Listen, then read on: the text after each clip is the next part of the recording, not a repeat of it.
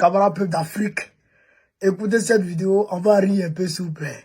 Écoutez ce qu'elle a fait, il y a un petit plaisantin qui parle à la fin là. On va l'écouter un peu. Moscou, pour le moment, n'a pas réagi. Ce n'est pas la première fois qu'on constate ce genre de tension militaire entre la France et la Russie. Oui, on se souvient de ce qui s'était passé il y a moins d'un an en mer Noire cette fois-ci, lorsqu'un avion de renseignement français avait été menacé de destruction par une tour de contrôle militaire russe.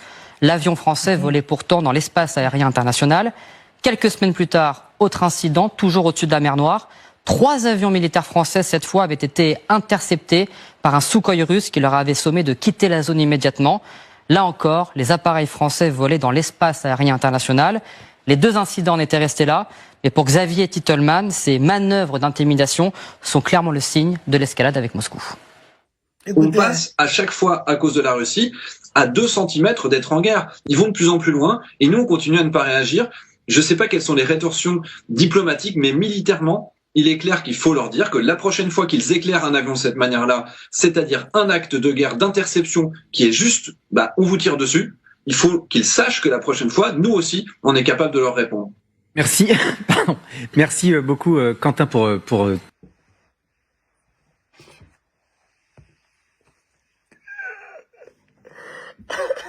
Vous avez vu la réaction du journaliste même.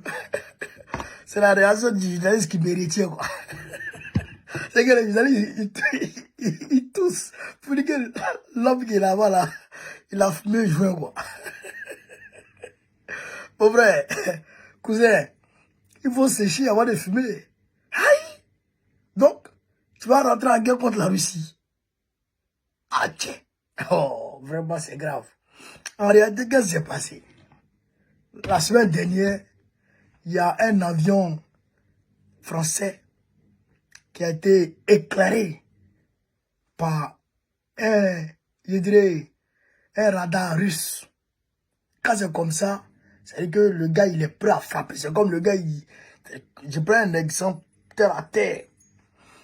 C'est comme, tu passes devant quelqu'un, puis la personne te saisit par tes corps, puis il fait comme ça. Et puis il te laisse.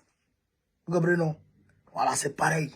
Donc, il y a un avion militaire français qui se promenait au-dessus vers la mer Noire là-bas.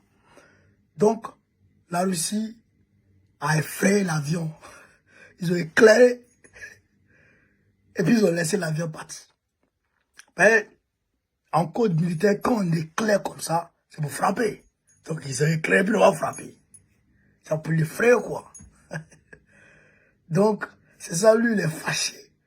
Il dit, pourquoi on éclaire les avions français? Pourquoi les Russes éclairent les avions français? Donc, lui, il est fâché. La prochaine fois, si les Russes éclairent et qu'ils n'ont pas tiré, eux, ils n'ont qu'à tirer sur les Russes. Là, il a fumé, il ne sait pas ce qu'il a fumé. Aïe! On ne sait même plus combien de têtes nucléaires les Russes ont.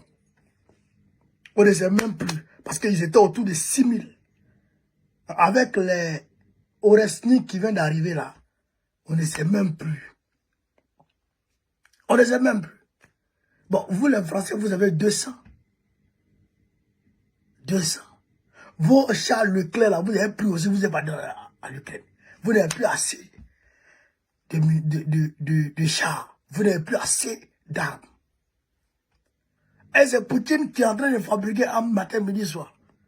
C'est à lui vous voulez faire la guerre. À cause de Dieu. Champion.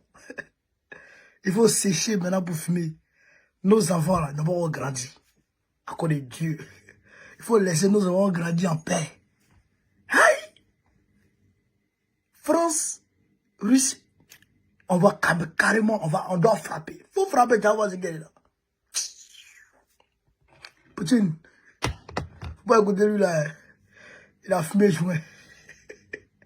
Alors comment on peut la faire, voilà ce qu'il voulait vous dire sur cette vidéo.